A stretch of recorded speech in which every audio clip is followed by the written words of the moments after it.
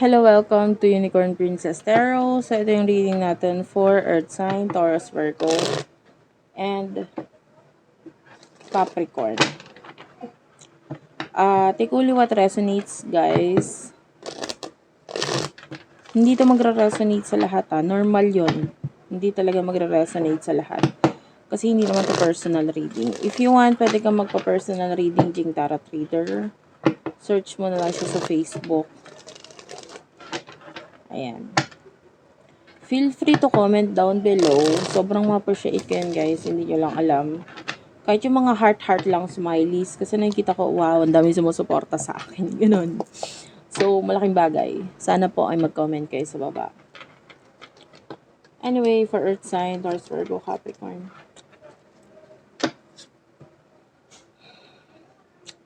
Three of Wands, the High Priestess, and Ace of Wands.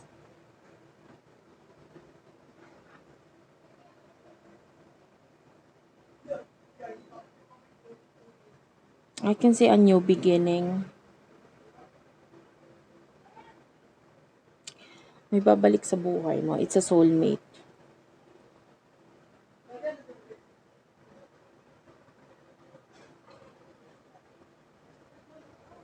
Maybe someone who is very successful. I can see Libra, Taurus, Aries, Cancer. Why did I say Cancer? Ayan. Virgo, Capricorn.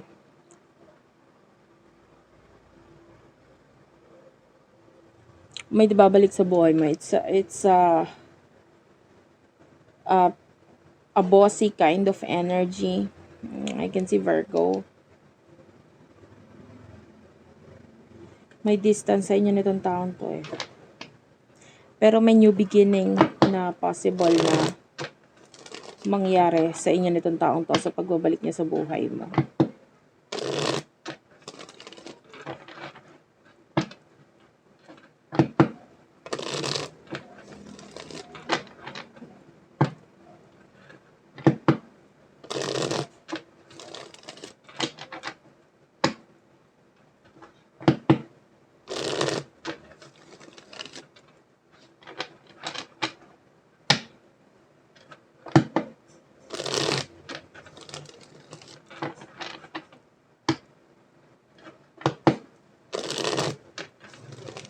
Okay.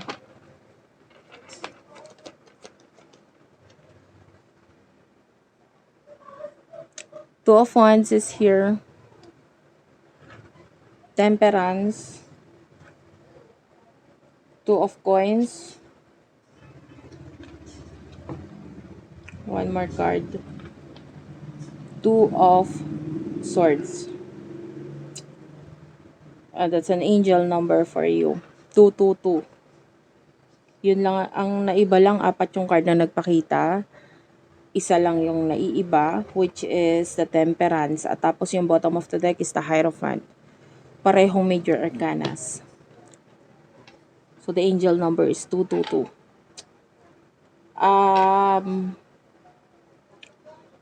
May decision ka na kailangan gawin.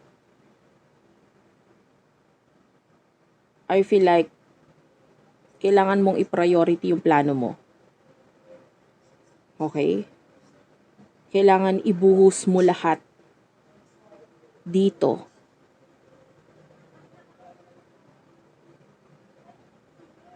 Para mas mag-grow ito para sa'yo. Like, that is the advice for you.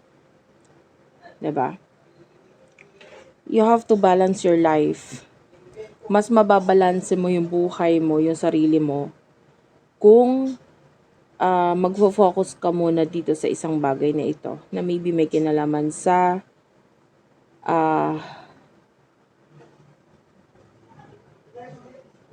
unti-unti nang tumatatag sa'yo. Kasi isa na lang yung kulang eh. Nakikita natin nag-grow ka na, may isa pang kulang sa'yo, paparating na. Okay? Whatever it is,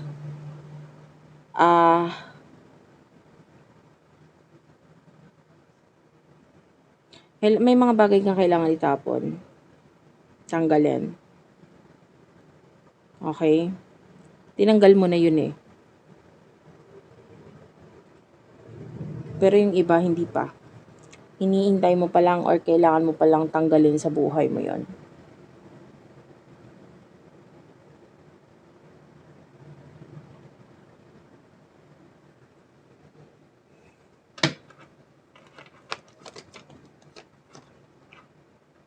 Yeah, the Ten of Swords, this is an ending. The Magician. Kung ano pa yung mga bagay na hinahanap mo, maybe sa sarili mo, sa sitwasyon mo, huwag mo nang hanapin. Like, you have to end that. Kasi okay ka na ngayon. You're mature. Tsaka, marami ka na natutunan. You're the queen of wands dito. No? You don't need anything right now in your life. Wala. Sa nakikita natin, you're already happy. Kailangan mo makontento. Tell me about love for earth sign. For love, you do have here the Tower, the Queen of Swords, Knight of Pentacles, the Page of Wands. I can see an ending of communication with someone. Someone na talagang nakitaan mo ng future or inisip mo yung future dito sa person na to. I can see an ending of a situation between the two of you. We do have here the Moon, Pisces energy. I feel like hindi ka na nagtitiwala dito sa person na to or you don't trust this person kasi feeling mo may mga sinisikreto siya sa'yo.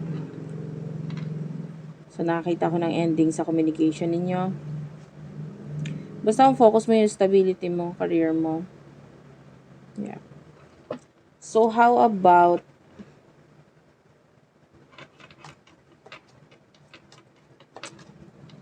in the future? Ano naghihintay sa future for you, Earth sign? The Empress is here. Knight of Cups, Seven of Swords. Bottom of the deck is the Five of Cups, the Page of Cups.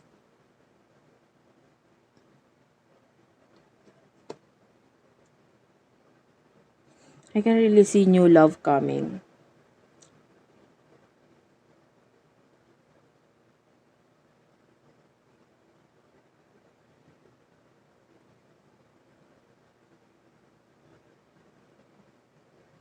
Nakakita ko na pag-aaway. Pag-iyak. And someone is going to comfort you. Iko-comfort ka niya. During these times na umiiyak ka. Or may problema ka, nandyan siya for you. Maybe a friend. Or will act as a friend. Aarte as a friend.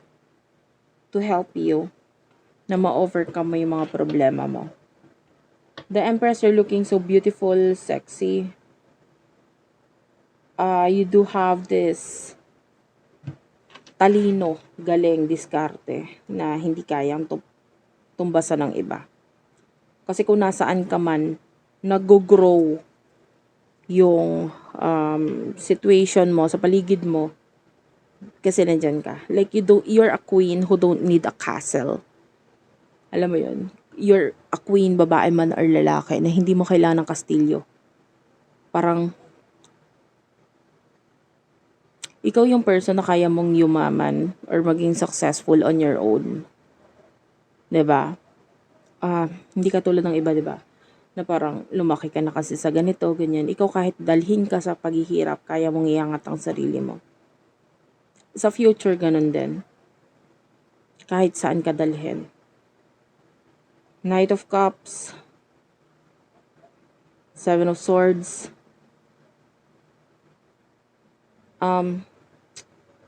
May nakikita akong a person na matutulungan mo. Maybe you can give this person opportunity or you could help this person in the future para makaalis siya sa sitwasyon niya na hindi okay para sa kanya. And I can see this person na masaya siya na aalis siya sa sitwasyon niya kasi alam niya nandyan ka.